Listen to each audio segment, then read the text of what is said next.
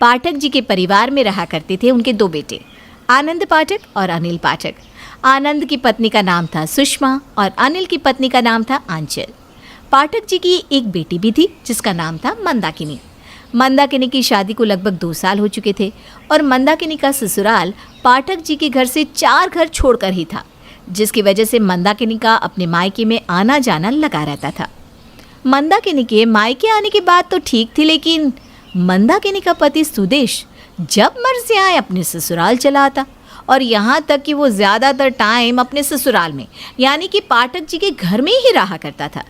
ये बात मंदाकिनी को पसंद नहीं थी और ना ही पाठक जी की दोनों बहुओं सुषमा और आंचल को। लेकिन सुदेश तो सुधरने का नाम ही नहीं ले रहा था और इसी तरह एक दिन सुदेश सुबह सुबह अपने ससुराल पहुंचा। अरे आंचल भाभी, सुषमा भाभी, रसोई से तो बहुत अच्छी खुशबू आ रही है। नाश्ते में क्या बनाया है? अरे दामाद जी, आप फिर से आ गए? अब तो हर सुबह आपका ही इंतज़ार रहता है हम लोगों को। हाँ, और आज तो छत पर जो काला कौवा है ना, वो कुछ ज़्यादा ही ज़ोर ज़ोर से आवाज़ें लगा रहा था। मैं तो समझ गई थी कि अब हमारे दामाद जी के अलावा और कौन आएगा। इतना प्यार करने वाला ससुराल और आपके जैसी भाभियाँ मिलेंगी तो भला कौन नहीं आएगा अपने ससुराल। अब जल्दी से गर्मा गर्म परोठे खिला दीजिए। बिल्कुल दामाद जी, आपके लिए तो मैंने स्पेशल पराठे बनाए हैं मक्खन लगाकर। बैठिए, खाइए खाइए। अरे लेकिन आनंद और अनिल भाई साहब को भी तो आने दीजिए, उसके बाद खा लेना। अरे उनका क्या है, वो तो इसी घर में रहते हैं। मैं तो कभी कभी आता जाता हूँ। अपना जल्दी से मुझे पराठे खिलाइए। कल रात को मेरी नींद भी पूरी नहीं हुई थी, थोड़ी देर यहीं पर सो जाता हूँ। क्या दामाद जी, काम पर नहीं जाना क्या जो सुबह सुबह सोने की बात कर रहे हैं? अरे भाभी, काम तो जिंदगी भर चलता रहेगा, लेकिन आपके हाथ के पराठे कहाँ मिलेंगे। लाइए लाइए, जल्दी से लाइए। और हाँ, वो आम का अचार ज़रूर ले आना जो आपकी सासू माँ बनाती है, यानी हमारी सासू माँ।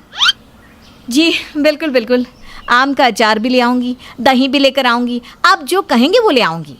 और इस तरह से सुदेश ने मंदाकिनी के मायके में जाकर सुबह सुबह अच्छे से नाश्ता कर लिया, बिना इस बात की परवाह किए कि उस घर के किसी भी मेंबर ने अभी तक कुछ भी खाया नहीं था। इससे पहले कि बाकी के लोग नाश्ता करते, सुदेश आराम से कमरे में जाकर सो गया और खर्राटे मारने लगा। ये देखकर सुषमा और आंचल को बिल्कुल भी अच्छा नहीं लगा। मुझे तो लगता है हमें इस बारे में मंदाकिनी दीदी से बात करनी चाहिए। अरे नहीं नहीं, उनको बुरा लगेगा, इस घर की इकलौती बेटी है। अगर उनका पति यहाँ पर आता है और हम इस बात की शिकायत उनसे करेंगे तो सोचो उन्हें कितना बुरा महसूस होगा। वैसे बात तो सही है। अब जैसा भी हो, इस घर का दामाद है, हम कर भी क्या सकते हैं। दामाद तो है, लेकिन इनकी जो हरकतें हैं ना, वो मंदाकिनी दीदी पर आगे चलकर बहुत भारी पड़ सकती हैं। आप समझ रही हैं ना? अरे मैं तो सब समझती हूँ, लेकिन हमारे दामाद बाबू समझेंगे तब ना। कुछ देर के बाद मंदाकिनी सुदेश को ढूंढते हुए अपने मायके पहुँचती है। सुषमा भाभी, आंचल भाभी, सुदेश यहाँ पर आए थे क्या? आए थे नहीं, अब भी यहीं पर है। लेकिन तुम उन्हें इस तरह से ढूंढ क्यों रही हो? वो तो सुबह से यहीं पर है मंदाकिनी दीदी, लेकिन आप इतनी परेशान क्यों लग रही हो? उनका मोबाइल फ़ोन भी घर पर है, ऑफिस से 5-6 बार कॉल आ चुका है। वो लोग पूछ रहे हैं कि सुदेश ने छुट्टी की एप्लीकेशन भी नहीं डाली और वो ऑफिस भी नहीं आए। वो तो अंदर आराम से खर्राटे मारकर सो रहे हैं। हाँ, सुबह सुबह यहाँ आए थे, नाश्ते के बारे में पूछने लगे तो हमने उन्हें नाश्ता करा दिया। उसके बाद बोले कि काम तो होता रहेगा, नींद ज़्यादा ज़रूरी है, इसलिए सोने चले गए। मैं सुदेश की हरकतों से परेशान हो गई हूँ। रोज़ रोज़ मेरे मायके में आ जाते हैं। आप लोग भी उनके बारे में क्या सोचते होंगे ना? अरे नहीं नहीं मंदाकिनी, तुम अपना दिल क्यों छोटा करती हो? अरे अगर दामाद जी यहाँ पर आ भी जाते हैं, कुछ खा भी लेते हैं, तो इसमें प्रॉब्लम क्या है? हाँ, लेकिन अगर इस तरह से वो अपने काम और अपने ऑफिस को छोड़ते रहे तो आगे चल के आपकी ज़िंदगी में प्रॉब्लम्स आ सकती है दीदी। मुझे कुछ करना ही होगा। इतना कहकर मंदाकिनी सुदेश के कमरे में जाकर उसे जगाने की कोशिश करती है। सुदेश, सुदेश उठिए ना, देखिए आपके ऑफिस से कितनी बार कॉल आ चुका है और आप यहाँ आराम से खर्राटे मारकर सो रहे हैं। अरे मंदाकिनी, इतना अच्छा ससुराल मिला है मुझे, और तुम्हारी भाभीयों के हाथ के खाने का तो कहना ही क्या। दामाद जी, लेकिन आपकी पत्नी आपको कब से ढूंढ रही है, अब आप उनके साथ घर जाइए। क्या भाभी, सुबह का नाश्ता करके सोया हूँ, दोपहर हो गई है, भूख लग रही है मुझे। वैसे दिन में क्या बनाया आपने? भाभी से क्यों पूछ रहे हो? आप घर चलिए ना, मैंने खाना बनाया है, अब घर पर खाना खा लेना। अरे तुम्हारा हाथ का खाना तो मैं रोज़ ही खाता हूँ, कभी कभी अपनी भाभीयों के हाथ का भी खाना खा लेने दिया करो। बताइए भाभी, क्या बनाया आज? आज तो राजमा चावल बने।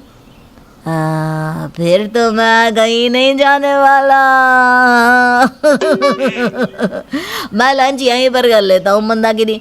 तुम एक काम करो, घर जाकर मेरा मोबाइल फ़ोन ले आओ और लैपटॉप भी ले आना, मैं अपना ऑफिस का काम भी यहीं से कर लूँगा।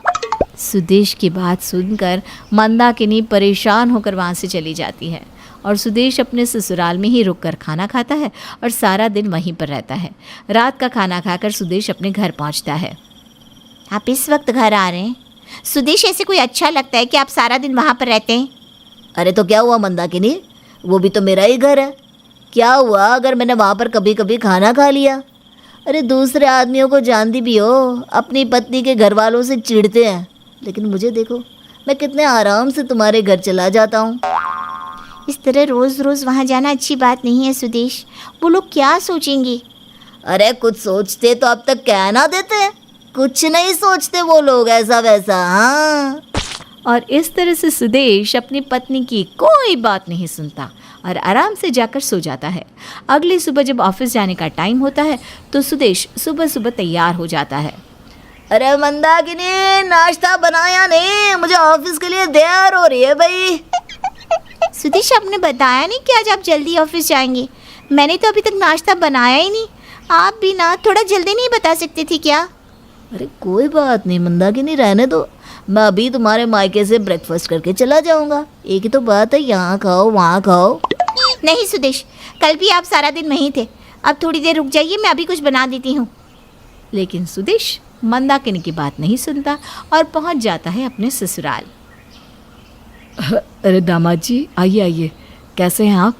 मैं तो एकदम ठीक हूँ, ऑफिस जा रहा था, सोचा आपसे मिलता चलूँ। अच्छा किया आप आ गए, आइए साथ में बैठकर चाय पीते हैं।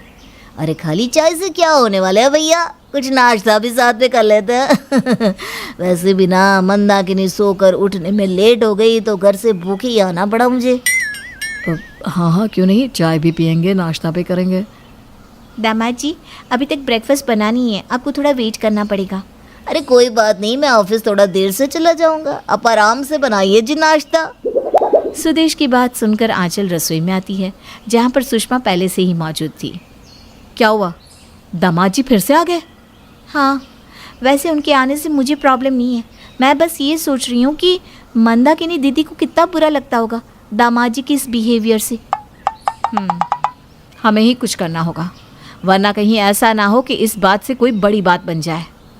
उसके बाद सुषमा और आंचल अपने दामाद सुदेश को सुधारने का प्लान बनाती हैं।